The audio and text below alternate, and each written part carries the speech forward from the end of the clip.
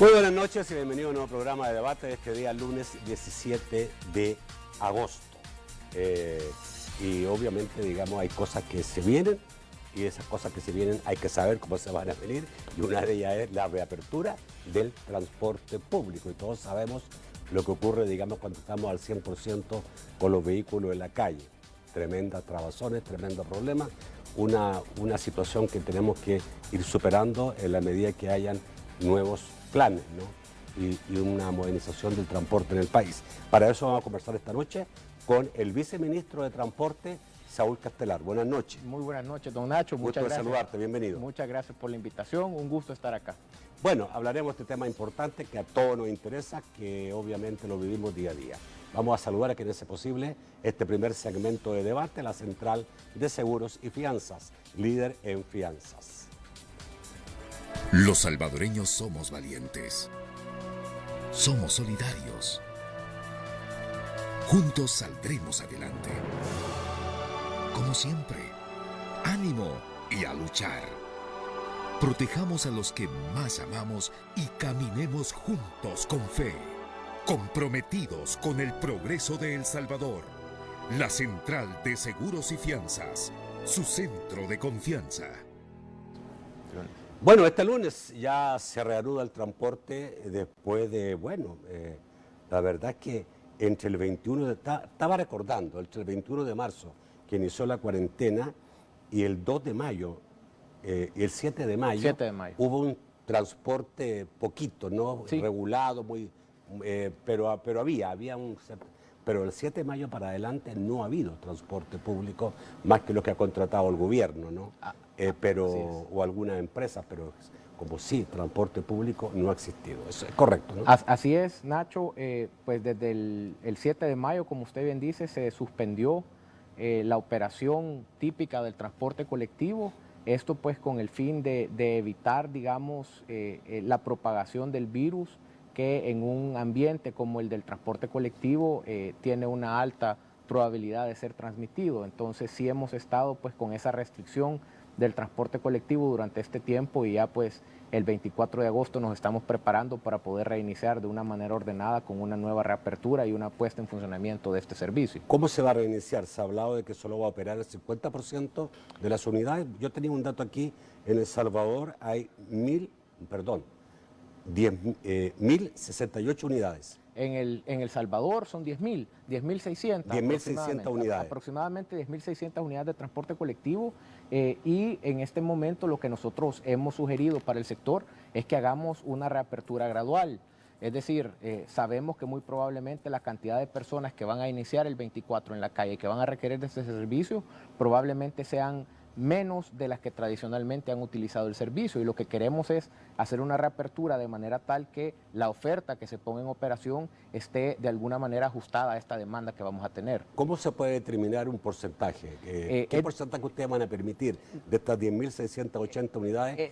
¿Cuántas van a permitir en la calle? Es difícil establecer un porcentaje, Nacho. Lo que hemos hablado con los operadores es que vamos a estar muy de cerca monitoreando la operación en cada una de las rutas para ir ajustando de una manera relativamente dinámica la cantidad de unidades que se van a permitir. Ya hablar de un porcentaje, pues como le menciono, es un poco complicado, pero sí consideramos que probablemente en esta primera fase alrededor del 60% de la oferta que se tiene normalmente es la que vamos a estar necesitando 60%. En la calle. 60%. Va a iniciar este 24. Sí. De ahí para adelante pudiera variar. De ahí para adelante pudiera variar. Ahora, 60%, tomando en cuenta que solo el 50% de la ocupación dentro de la unidad va a ser posible. Dentro de las unidades no vamos a poder permitir personas paradas. Esto pues se traduce a que lo más que vamos a poner... ¿Ni personas juntas? Sí se va a poder tener personas juntas, hasta 4 personas en una fila de asientos. Es decir, en una configuración de 2x2 prácticamente vamos a poder tener esa unidad con asientos ocupados. O sea que si una unidad tiene 45 asientos, pueden ir 45 personas. Si la configuración de los asientos es de 2x2, por ejemplo, si fueran 44 asientos, en 11 filas sí se podría tener a las 4 personas en cada una de las filas, correcto. Ok, no es como que se había dicho un asiento, una por asiento y otra, el segundo asiento desocupado. No. El máximo de asientos es hasta 4 personas por fila, es prácticamente lo que se va a permitir. Hay algunas que tienen una configuración de hasta 5 asientos, ahí vamos a dejar únicamente 4. En los casos donde la configuración, que es una de las principales, sea de 2x2, ahí vamos a poder tener la ocupación completa. Es, lo que sí es importante decir, y esto creo que es una invitación que debe de hacerse a todos los usuarios, es que debemos de ser muy responsables a que si vamos a utilizar el transporte colectivo, lo hagamos siempre con la mascarilla bien puesta. De preferencia, si usted tiene unos lentes, ocupe lentes, pueden ser lentes de sol, incluso no necesariamente necesita unos lentes transparentes, pero proteja también su vista, trate de llevar el cambio justo para el pagar por su tarifa, es decir, trate de guardar siempre las medidas de salud necesarias para que evite, digamos, la propagación del virus o evite contagiarse si está utilizando este servicio. Y quizá ande con esto, lo voy a mostrar porque creo que lo más útil que es un pequeño envase de alcohol que uno se puede, si va a tocar algo, después se echa queda listo, ¿no? Si bien se va a poner a disposición de todas las personas alcohol gel, el mejor mecanismo que uno personalmente es tenga. que uno personalmente tenga su propio mecanismo, limpie cualquier cosa, desinfecte y así haga uso de cualquier medio de transporte. Las ventanas abiertas para evitar... Las ventanas abiertas para aumentar la ventilación y evitar... ¿Todos los buses tienen para ventanas abiertas? La mayoría de buses sí tienen para ventanas abiertas y pueden en este momento pues hacer uso de ese mecanismo para garantizar pues de que haya una mayor ventilación y un mayor flujo de aire que permita también pues que no se esté respirando este mismo aire recirculado. Debo decirlo, en algunas unidades con aire acondicionado van a tener que evitar el uso del aire acondicionado precisamente por esta medida de salud y de alguna manera esto también va a incidir positivamente en sus costos de operación al no tener que ocupar el aire acondicionado. Ok, si no tienen ventana para abrir, creo que entendió que algunas con aire acondicionado no tienen ventana para abrir, sí. Tendrá que ir con la puerta abierta. En ese caso tendremos... En este caso no sería, digamos, ilegal. Que estén con la puerta abierta. Sí, si es necesario que esa sea la medida, pues sí tenemos que procurar que haya la mayor ventilación posible en todas las unidades de transporte. Ok, ¿cómo se va a controlar la desinfección de las unidades cada cierto tiempo? Lo que se ha planteado con los transportistas es que nos vamos a encontrar con ellos en los predios donde ellos hacen el mantenimiento de sus unidades, donde regularmente durante la operación diaria de las unidades, las mismas hacen el retorno de sus viajes para garantizar que en estos lugares esas desinfecciones se den. Y yo creo que hay que decirlo, si bien nosotros hemos visto en los medios y hemos tratado de anunciar estas desinfecciones que hacemos con personas que tienen bombas bastante sofisticadas, si se puede decir así, bastará con que los empresarios realmente puedan tener a disposición agua con lejía para estar limpiando periódicamente el interior de sus unidades para garantizar pues de que la mayoría de superficies se mantengan limpias el mayor tiempo posible.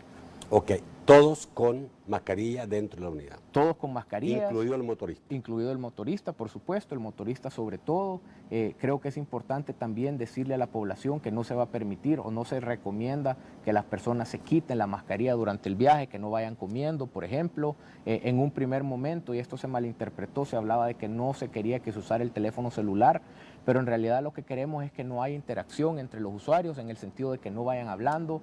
Mucha gente a veces para hablar por teléfono se quiere quitar la máscara, queremos que esto no se dé y en ese sentido, por supuesto, si una persona quiere ir viendo un texto en su teléfono o haciendo algún tipo de comunicación, eso se puede hacer sin ningún problema. Lo que no queremos es facilitar ningún tipo de mecanismo en el cual por alguna interacción se converse con las otras personas, especialmente en un ambiente como el de un bus, en el cual pues por el mismo motor, por la misma calle, se tiende a elevar la voz y por lo tanto cuando uno más eleva la voz pues hay una mayor emisión de saliva y de contaminante y por lo tanto estos son el tipo de mecanismos que nosotros queremos evitar tener en el transporte colectivo. Ok, ahora todas estas normas no tienen un marco legal como para sancionar. Esto es solo a voluntad. Es correcto, la verdad que nos hemos quedado con bien poco colmillo legal para poder... ¿Han pedido tener colmillo legal? Lo que sí hemos pedido, Nacho, ha sido que dentro de el tema de compensación que todavía se está discutiendo, uno de los mecanismos para ser merecedor, digamos, de la compensación sea que verifiquemos que durante el mes en el cual se da la compensación no se hayan incumplido todas estas medidas de salud dentro de las unidades. O sea, eso significa, digamos, que si una persona quiere subir a un bus sin mascarilla, está obligado el motorista a impedirle que suba. Sí, lo que nosotros estamos pidiéndole a los operadores es que tengan ese cuidado, que instruyan. De hecho, ya hemos comenzado con un plan de capacitación para operadores y para conductores, para hacerles ver que lo que nosotros queremos es que si una persona quiere subir y no tiene una mascarilla, se le impida subir. No queremos que una persona por alguna irresponsabilidad en su cuidado personal, pues se vuelva una amenaza para los demás, y en ese sentido sí les hemos pedido que eviten que una persona que no tenga las medidas adecuadas vaya a subir a una unidad, de la misma manera que una persona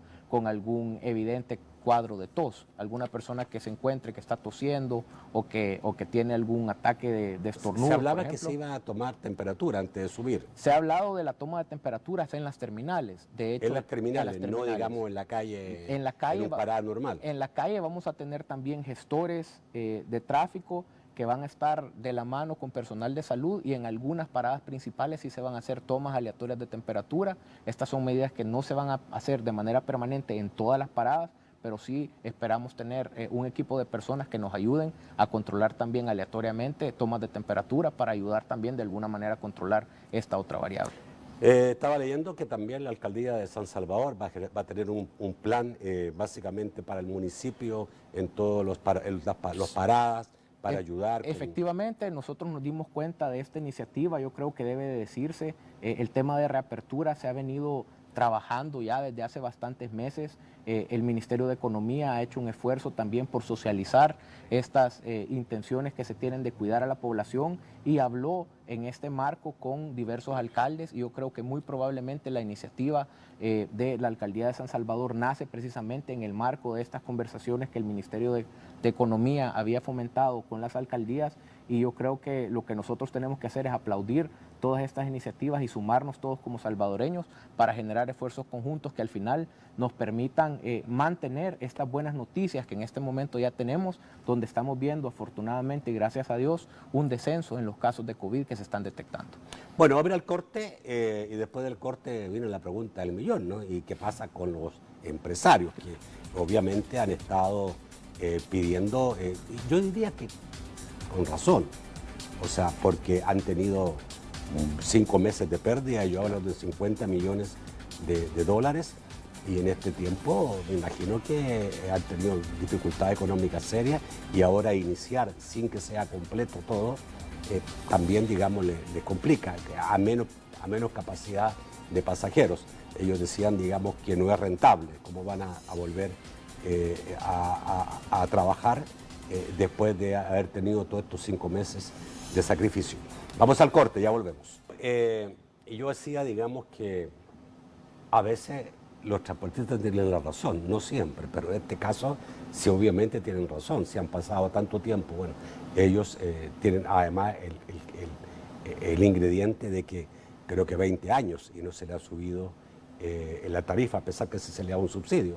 Eso fue la compensación por no subir tarifa, pero son un tipo de servicio que tienen concesión del Estado, pero que está controlado por el Estado. Son de las pocas actividades, digamos, correcto, que no tienen libertad para, por ejemplo, cobrar la tarifa por el servicio. Deben estar golpeados en todo este tiempo sin ganar nada, sí, y ahora empezar un poco con una pata coja, ¿no? Claro, claro. La verdad, Nacho, es que es una situación complicada para el sector. Creo que haríamos mal en no reconocer que la situación de arranque, para algunos más que para otros, creo que también debo de decirlo, durante este tiempo de la pandemia, el BMT ha tenido que echar mano de la ayuda de los empresarios para poder cumplir con ciertas tareas que se nos asignaron, como por ejemplo la movilización de todo el personal de salud. Hoy que no hubo el servicio de transporte colectivo, ese servicio de traslado de las personas de salud, de los médicos, de las enfermeras, del personal de primera línea desde sus casas hacia los hospitales, se realizó con ayuda del sector transporte. Contratamos empresarios para dar este servicio y tuvimos en operación alrededor del 10% de las flotas a nivel nacional Claro, en ese servicio del 10% pues no pudieron participar todos, pero gracias a Dios al menos algunos de ellos. Digamos que el 10% de los empresarios medio lograron algo, alguna entrada, pero lograron el 90% no. Bueno, el 90% tal vez en muchos casos pudo entrar en algún contacto, algún grupo pequeño, en alianzas con los otros empresarios que también tenían la obligación de movilizar a su personal y pudieron brindar algún tipo de servicios, pero han sido la minoría. Efectivamente, pues han sido meses bastante difíciles para el sector, así como para otros sectores empresariales, y precisamente por esa situación ellos pues han expresado preocupación en este nuevo arranque y tenemos que estar muy de la mano con ellos para verificar precisamente que la operación no solamente sea ordenada, pero también debe decirse que se pueda dar en una manera en la cual se garanticen al menos sus costos de operación. Ahora, ¿no está en tela de juicio el aumento al pasaje y subsidio? En este momento, en las pláticas que hemos tenido con el sector y la posición que nosotros hemos enviado a la Asamblea Legislativa, no está en discusión, digamos, esas dos variables. Eso no quiere decir, Nacho, que no sigamos discutiendo con el sector otras alternativas. Hemos hablado ya, por ejemplo, con algunos sectores de la banca, concretamente con el Banco Hipotecario, quienes nos han mostrado pues su anuencia a apoyar al sector con extendidos periodos de gracia para las deudas que ellos ya tienen, para poder ayudarles de alguna manera y apuntalarlos, porque sabemos que el arranque para algunos podrá ser difícil y nosotros tenemos pues la obligación, tal vez se puede oír feo si yo digo tenemos la obligación de ayudarles, y no se trata de eso, se trata de que sí tenemos la obligación como gobierno de garantizar las condiciones para que haya un servicio para la población, y si eso pasa por ver qué otros mecanismos de ayuda podemos poner en la mesa para ellos, tenemos que hacerlo. Hablo, como le digo, de este mecanismo que ya se está hablando de poder extender los periodos de gracia que ellos tienen con algunos de sus créditos, y también puede pasar por ayudarles de alguna otra manera, tal vez con algún tipo de apuntalamiento directo, si eso fuera necesario en algunos casos específicos. ¿Se puede hacer eso? ¿Tienen contemplado darle algún dinero compensatorio? Lo que estamos en este momento viendo es principalmente tratar de ayudar por el tema del financiamiento extendido con el banco hipotecario. Ya hay, digamos, muchas charlas avanzadas y vemos pues de una manera muy agradecida el esfuerzo que el banco hipotecario está dispuesto a realizar para refinanciar a estas personas y ayudarles de esa manera. Hay que decirlo también, el gobierno del presidente Bukele ya también hizo el anuncio de que se va a ayudar a varias de las empresas con la mitad de sus planillas, y este también es otro de los mecanismos que vamos a poner. Las empresas de transporte público también, de pasajeros van a entrar en el proyecto. Claro, las empresas también pueden entrar en ese proyecto. ¿Qué pasó con el subsidio todos estos meses? 5 meses donde el Estado se ahorró el subsidio. Así es. ¿Dónde está ese dinerillo? Bueno, ese dinero debe de estar en este momento con Hacienda. Evidentemente, si ese dinero tiene un fondo que era la compensación del transporte, no puede ser utilizado en este momento sin algún tipo de reorientación. Así que lo más probable es que parte de ese dinero se haya ya utilizado para hacer pagos de compensaciones de meses anteriores que nosotros no habíamos hecho. Al menos la información que nosotros tenemos cuando pedimos cuentas de las últimas erogaciones que se habían hecho al Ministerio de Obras Públicas, parte de ese dinero se había estado utilizando para pagos de compensaciones anteriores que se le debían al sector, y lo que sí podemos garantizarle pues a todo el pueblo es que cualquier dinero colectado en el marco de lo que era el Cotrans se tiene que utilizar única y exclusivamente para los fines que ¿Cuánto es lo que cuesta el costo anual del subsidio? El costo anual del subsidio, Nacho, está por alrededor de los $42 millones. 42 millones, o sea que sus 17 millones están guardados. Como le digo, probablemente puede ser un poco menos también, porque tenemos que tomar en cuenta que en algunos momentos de la pandemia el transporte en general del país cayó hasta en un 90%. Entonces yo no tengo el dato a la mano lastimosamente en este momento, pero sí estoy convencido de que la recolección del Cotrans en estos últimos meses ha sido muy diferente y muy reducida de lo que normalmente es cuando tenemos pues una operación normal de todo el tráfico vehicular del país. Ok. Por lo tanto, no hay otra negociación más que buscarle una ayuda a través de refinanciamientos de préstamos. Y usted decía alguna ayuda más. ¿Qué ayuda más? Dinero, creo que aceptó, digamos, la posibilidad de dinero. Yo le mencionaba, por ejemplo, el apoyo que ya se está dando a todas las empresas para el pago de las planillas. Ya. El poder ayudar eso con la mitad de las planillas. Eso todavía no. Ese es un proceso que ya prácticamente Bandesal está por sacar a la luz, por terminar, digamos, los procesos internos que necesitan para darle vida a este proyecto, y eso creo que puede ayudarle a un buen grupo del sector.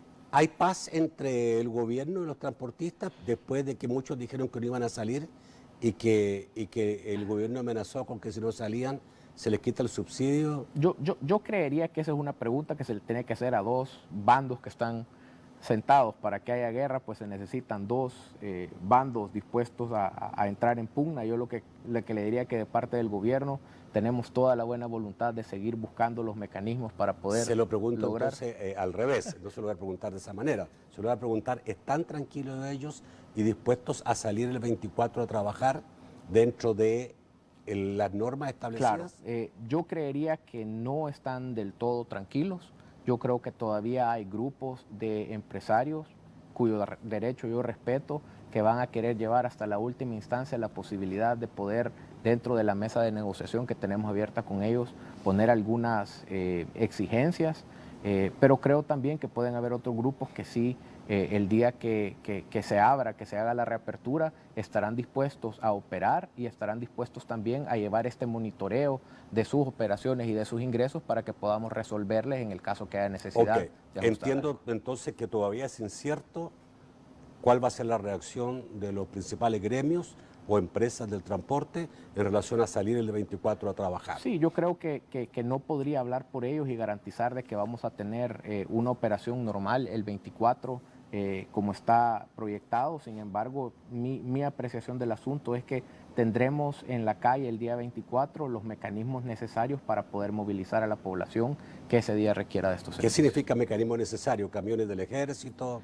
¿De qué estamos hablando? Yo lo que creo que es importante mencionar, Nacho, es que de una u otra manera hemos estado 5 meses sin la operación del sector.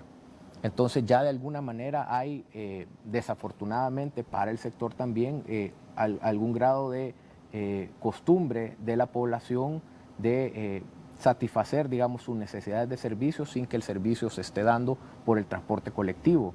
Eso de alguna manera también hace que esta entrada en operación del servicio, que va a ser gradual, pues requiera de una menor cantidad de unidades, aparte que puede haber menos cantidad de personas en la calle, y sí, pues si es necesario que se brinden refuerzos a los mecanismos existentes actualmente para poder movilizar a la población, pues tendremos que tomar esas medidas para garantizar la movilización a la gente. ¿Cuáles son las medidas que el gobierno puede tomar si algún transportista o gremio de transporte se niega a sacar su unidad? Yo creo que usted ya lo mencionó.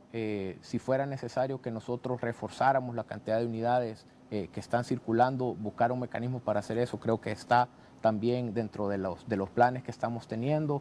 Si fuera necesario que algunas de las unidades del gobierno se pusieran a disposición en algunos sectores donde el transporte... Me refiero a medida coercitiva hacia los empresarios que no quieran cumplir.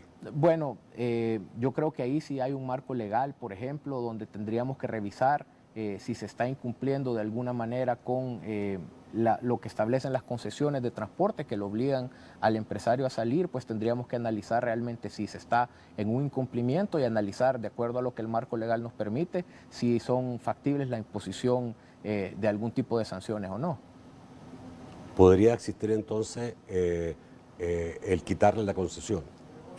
La eliminación de la concesión es un mecanismo que sí está establecido dentro del marco legal nuestro, pero creo que se tiene que cumplir con ciertos requisitos. No creo que sea en un primer momento la primera carta que se tiene que poner sobre la mesa como una amenaza en este caso, sino más bien analizar caso por caso las situaciones de verdad de cuál podría ser la razón por la cual se entra en un acto donde ellos realmente no puedan salir. Y lo digo con esta tranquilidad o con esta franqueza, porque si al final una ruta pone en evidencia que su capacidad es tal en este momento de que no pueda circular, la primera obligación que nosotros tenemos es de analizar esta situación y ver qué mecanismos podemos tomar para que la gente pueda movilizarse. Ok. ustedes han dicho claramente, el gobierno, sobre todo el ministro de Obras Públicas, que se va a exigir el localizador, el GPS, en las unidades para salir y para que, para que una unidad pueda tener subsidio. Bueno, creo que vamos a llegar al 24 y no se va a dar. Lo que sí ¿Esto va a quedar en qué? Lo que sí se ha pedido en la nueva propuesta de ley y se viene exigiendo desde la primera vez que nosotros como gobierno nos tocó presentar una propuesta, es que el GPS sea parte de los elementos que se le exigen a los operadores para poder tener una operación más controlada y que nos permita también no solamente controlar, porque yo creo que a los empresarios también se les olvida este otro elemento que es muy importante, podamos tener mecanismos para poder ordenarlos también. Muchos de los problemas que se tienen ahorita en el sector parten del hecho de que dentro de ellos mismos existen muchos problemas en una operación que está descoordinada. Por ejemplo, el bus es tradicionalmente un enemigo natural de los microbuses que comparten recorrido en una misma zona.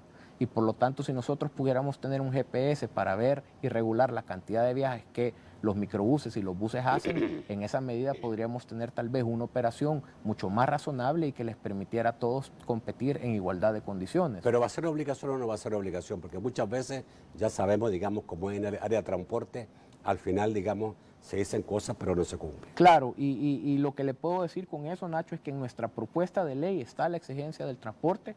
Tendrá la última palabra en este momento la Asamblea Legislativa sobre si deja o no esa exigencia, que ya la pusimos en diciembre y que al final fue eliminada, y ojalá pues tengan a bien dejarla ahí, porque yo sí estoy convencido, a pesar de que el sector en este momento pueda verla como un costo innecesario, yo sí veo en el GPS un elemento que puede ayudar al sector a volverse más rentable. Acláreme finalmente.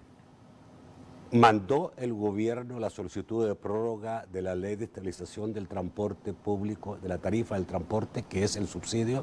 Sí. Porque hay una discusión, los diputados dicen que no la ha mandado y el ministro de Obras Públicas dice que sí la mandó. No, y los diputados dicen no ha venido. Efectivamente sí se ha enviado. ¿Cuándo se envió? La última, de lo que yo tengo conocimiento, nosotros hicimos un envío de esta petición el 24 de julio. El 24 de julio entregamos nosotros esa petición. Creo que la semana pasada, si no recuerdo, volvimos a mandar otra nota a la Asamblea reiterándoles la necesidad de que se revise este tema, y yo no pierdo pues la esperanza y le pido a la Asamblea que por favor antes del próximo lunes 24 que puedan revisar ese tema y puedan sentar posición para que podamos pues tener ya una certeza jurídica y tener nuevamente el COTRANS como un mecanismo para poder ayudarle con la compensación al sector. Porque si no hay ley, no hay subsidio. Exactamente. Vamos al corte, ya volvemos. Bueno, este 24 de agosto, el próximo lunes, vuelve el congestionamiento al país, pero también, diría yo, vuelve con un riesgo de salud, porque si el atascamiento que se va a dar produce más tiempo de la gente dentro de las unidades de buses, pues el riesgo es mayor. ¿Hay algunas medidas que se van a tomar para evitar, digamos, las trancas que se producen permanentemente? Es difícil realmente con la cantidad de vehículos que están circulando, Nacho, tomar medidas que permitan agilizar la velocidad de traslado que en este momento estamos teniendo.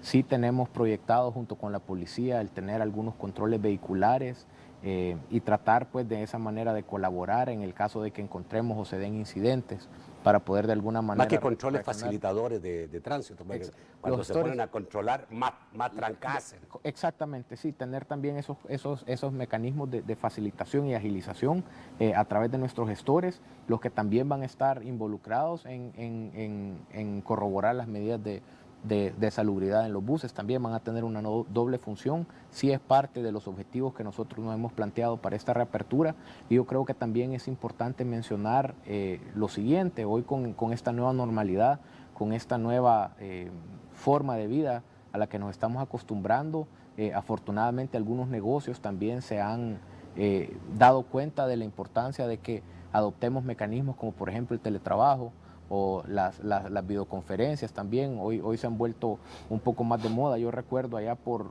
octubre del año pasado, cuando el Viceministerio de Transporte emitía algunas recomendaciones precisamente de que para tratar de controlar un poco los altos niveles de congestionamiento que teníamos, se adoptaran estas medidas como el teletrabajo y la educación a distancia, concretamente esos dos puntos. Y bueno, nadie se iba a imaginar que el COVID nos iba a obligar a que adoptáramos estas medidas y efectivamente pues hemos tenido ya resultados positivos por estas mismas obligaciones que el COVID nos ha llevado a tomar en cuanto a cómo realizamos varias de nuestras actividades.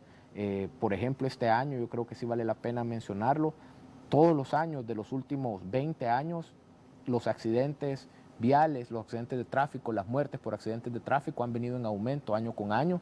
Este es el primer año de los últimos 20 años donde a la fecha tenemos un 36% menos de fallecidos por accidentes. Exactamente, obvio y lo que creo que vale la pena resaltar es que si nosotros podemos incorporar dentro de nuestro día a día estos mecanismos como la educación a distancia, el teletrabajo, las videoconferencias, yo creo que en esa medida de alguna manera vamos a tener una incidencia positiva en esta nueva reapertura, que no nos olvidemos de esos mecanismos que ya están por ahí acostumbrados para que sean parte de esta nueva reapertura. Bueno, es seguro, pero obviamente eso siempre va a ser necesario salir a la calle.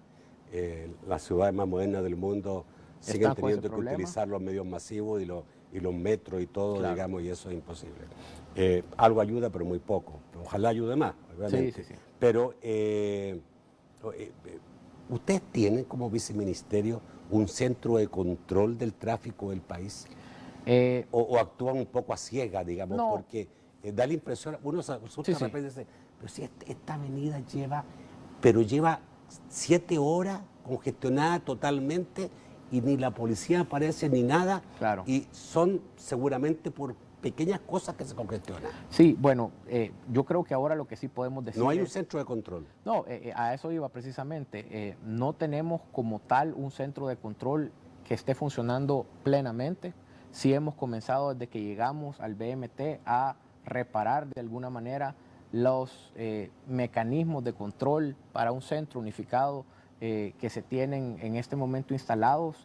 Uno de los planes que nosotros teníamos era precisamente la instauración de un centro de control reforzado que nos permitiera pues tener una mayor efectividad en este trabajo. Todavía no lo hemos logrado. Con lo de la pandemia también se han tenido que reorientar algunos de los fondos que teníamos proyectados para esta labor, pero ahora también debo decirlo, afortunadamente hoy con la tecnología lo que sí hicimos es un convenio con Waze. Y entonces nosotros tenemos, pues, digamos, un Waze con esteroides, desde el cual nos permite, digamos, tener un poquito más de control, del control típico que tenemos desde nuestra aplicación, todos los que tenemos Waze, valga aquí el comercial, y de esa manera también... No, es muy necesario. Exacto, y de esa manera, pues, nosotros también estamos utilizando estos mecanismos que nos permiten, de alguna manera, con nuestros gestores, movilizarnos con ciertos puntos.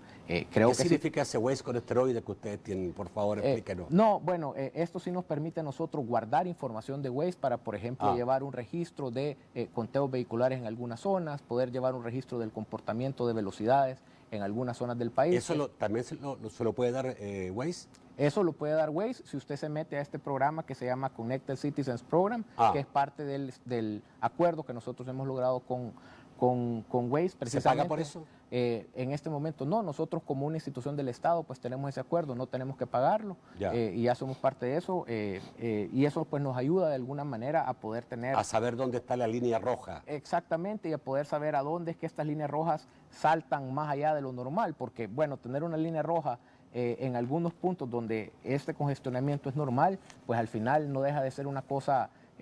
fuera de lo tradicional, pero sí identificar lugares que tradicionalmente son verdes a ciertas horas y que tienen un punto rojo, pues eso nos llama la atención y entonces tratamos de ir a buscar esos lugares. Ok, viceministro, me imagino que estos 5 meses sí le han permitido reflexionar bastante sobre el problema del tráfico en El Salvador y sobre todo teniendo en cuenta que esto es una persona, digamos, que tiene estudios de ingeniería en tránsito y que ha sido, antes fue asesor de otro Ministerio de Obras Públicas. Entonces, por lo tanto, digamos, ¿por dónde va la solución Obviamente la solución es crear sistemas modernos de transporte, pero eso, digamos, estamos hablando de 4 o 5 años con suerte Sí. para poder implementarlo. Pero Sí. por mientras, ¿cuál es la solución? Yo tengo la impresión que los gestores son una buena cosa. Yo pienso lo mismo, Nacho. Yo creo que parte de los problemas, y recuerdo bien que una de mis primeras intervenciones cuando me invitaron a formar parte del gobierno fue precisamente con usted y tocábamos este tema, y en aquel momento yo decía, es necesario que se tome un verdadero control del espacio vial. Desafortunadamente seguimos sin un control eficiente del espacio vial, y mientras no tengamos ese control, el control que nosotros vamos a tener del tráfico siempre va a ser deficiente. Y yo creo que en aquel momento le hacía una reflexión, y era la siguiente. Allá por el año 2000, en El Salvador teníamos aproximadamente 600.000 vehículos. No pasaba el parque vehicular de 600.000 vehículos, y en aquel momento la Policía de Tránsito, que en aquel momento era una subdirección de la Policía Nacional, tenía aproximadamente 1.200 elementos. Ahora estamos igual, ¿no? Hoy en día es una subdivisión de la policía y únicamente tiene aproximadamente 300, 350 elementos.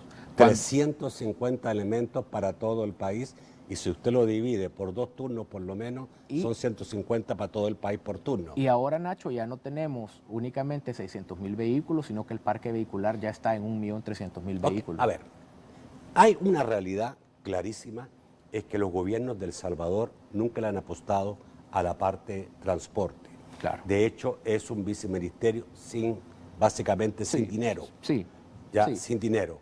Y por lo tanto, digamos, pero el tema del transporte es muy importante en cualquier país del mundo y para cualquier país y para cualquier gobierno del mundo. Pero aquí que creen que todo se va a dar, se va a solucionar estableciendo una selva donde ahí vean cómo solucionan los problemas la gente. Pero la gente está pagando aquí. O sea, los costos, no solamente, digamos, de que se pagan a través de la compra de combustible, sino que también, digamos, a través de la multa, de sacar los carnés, los permisos, todo eso, es un dinero que no queda en viceministerio, se va a Hacienda. Correcto. Y ahí, no digo que desaparece, pero no se usa, por lo menos para lo que se debe. Sí, desafortunadamente, como en muchos países, pues nuestro país no es la excepción en que se tienen una serie de necesidades que hacen que precisamente todo ese dinero que se colecta desde las multas, desde las renovaciones de licencias, desde las renovaciones de las tarjetas de circulación, tenga diferentes usos que no son necesariamente la inversión en el transporte.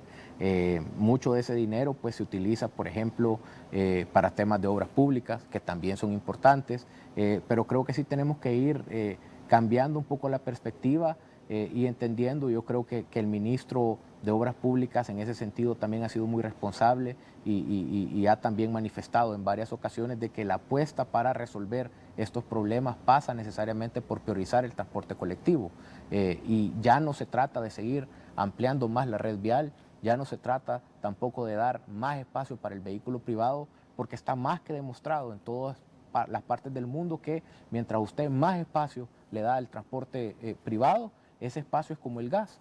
Ese espacio se llena inmediatamente. Pero mientras no haya un buen transporte público, la gente seguirá sacando sus carros a la calle. Exactamente. Entonces la apuesta es cambiar ese ¿Tenemos ya a un año y medio de gobierno un proyecto determinado para decir vamos a ir en la búsqueda de un nuevo sistema de transporte para el país? Yo creo que ese sistema se trató de buscar recién llegados nosotros.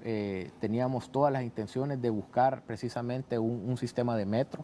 Ese sistema pues tendrá que esperar un par de años, pues debido a los problemas que tenemos en este momento por la pandemia, las prioridades de inversión se han cambiado y por lo tanto es muy probable que lo que tengamos que hacer en este momento es pensar en otros mecanismos de cómo le vamos a dar más prioridad al transporte público actual y cómo le vamos a subir la calidad del transporte actual nuestro para poder mejorar de alguna manera el atractivo que este tiene y que se vuelva una alternativa. Yo lo veo fácil, ¿no?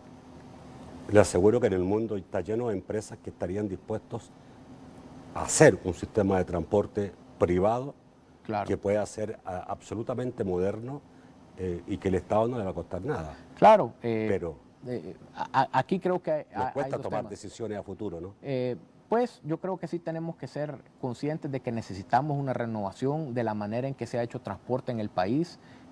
Yo he insistido mucho con los empresarios actuales de que si ellos no toman la decisión de cambiar la manera en que ellos han gestado el transporte, las cosas pues va a ser muy difícil. Es que yo creo que el sistema actual no da para más. Meter más buses a la calle o mejores buses no soluciona el problema. El problema es que haya un metro elevado o un metro bajo tierra o otro tipo de cosas.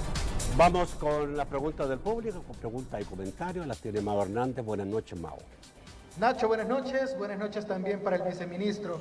Comenzamos con la participación del candidato al Parlacen, Pedro Mancía, que pregunta, ¿cómo harán para que los buses respeten las paradas autorizadas y no parar a donde se les ocurra? Además, evitar la aglomeración de autobuses en una parada.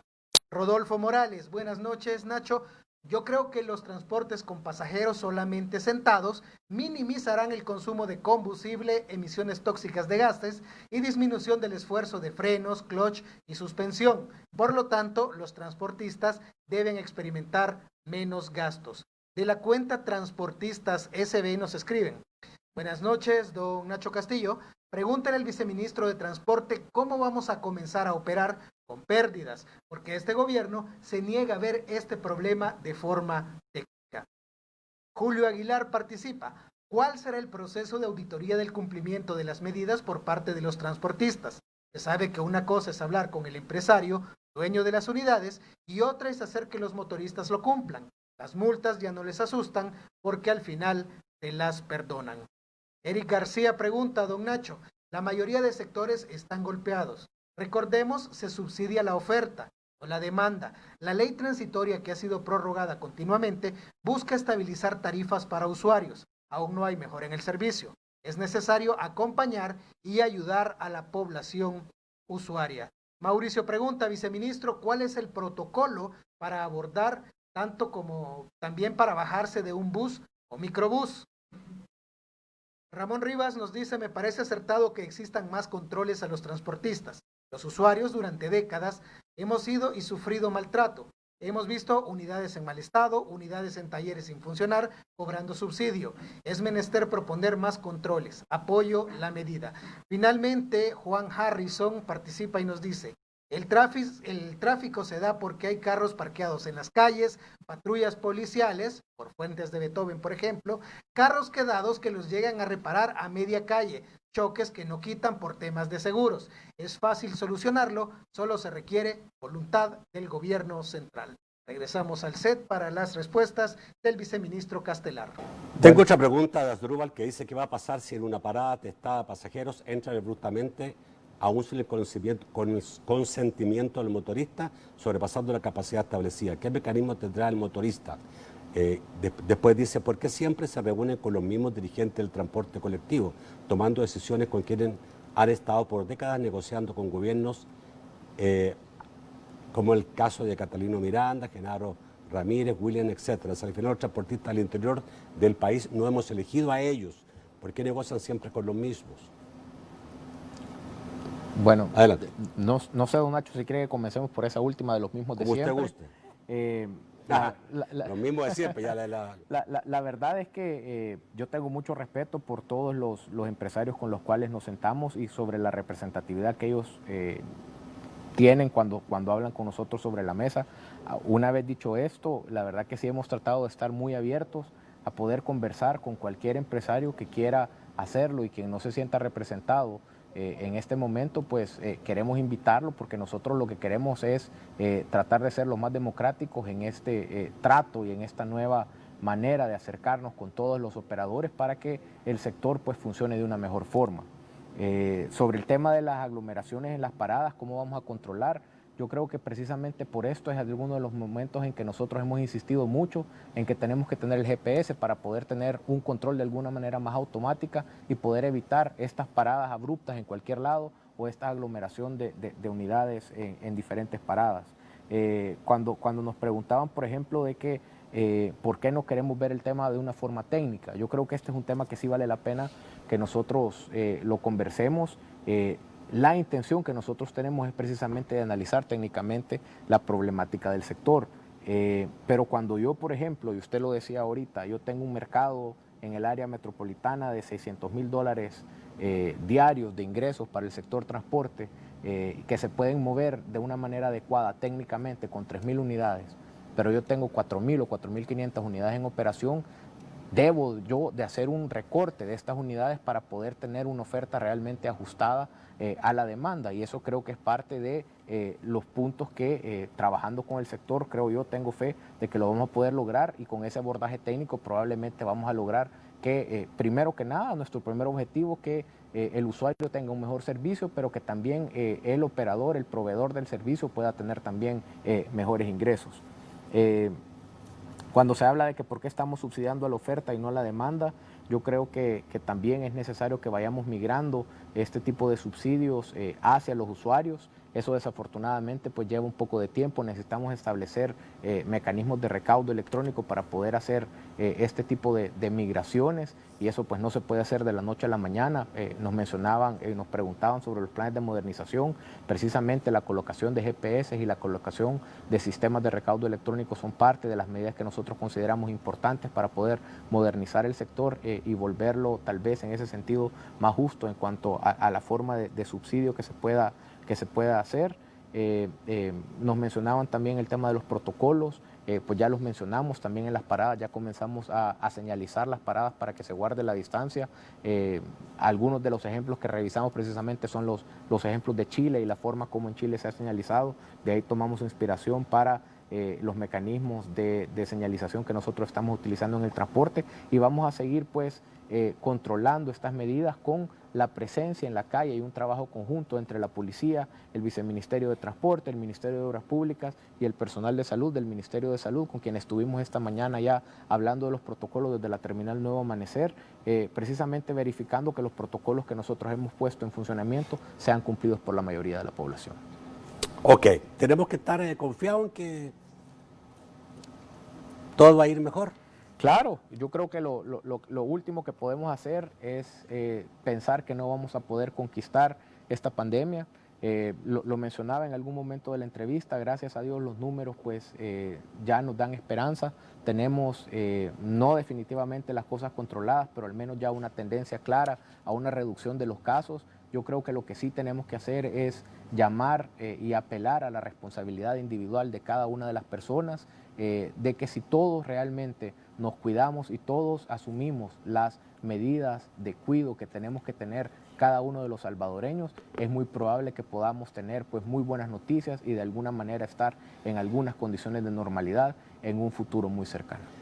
Ministro, viceministro, muchísimas gracias por estar esta noche. Al contrario, Nacho, le agradezco mucho la gentileza y estamos aquí siempre que usted lo requiera. Tenemos que darnos un par de meses para volver a tenerlo acá, claro, y ver cómo van avanzando con mucho algunas gusto. cosas que creo que es importante. El transporte tiene muchas cosas pendientes que mejorar. Claro que sí, aquí estaremos. Gracias. Nos vemos, amigos televidentes, mañana a las 8 de la noche. Mañana vamos a conversar con el presidente del COENA, el presidente del Partido Arena, para poder conocer la posición de su partido en relación a varias cosas que están pasando ahora, la detención del expresidente del COENA, esta situación, digamos, de detención de algunos empresarios, y también vamos a hablar, digamos, de lo que está pasando en la Asamblea Legislativa y cómo puede actuar el Partido Arena de ahora para adelante. Así que nos vemos mañana a las 8 de la noche. Que pasen muy buenas noches.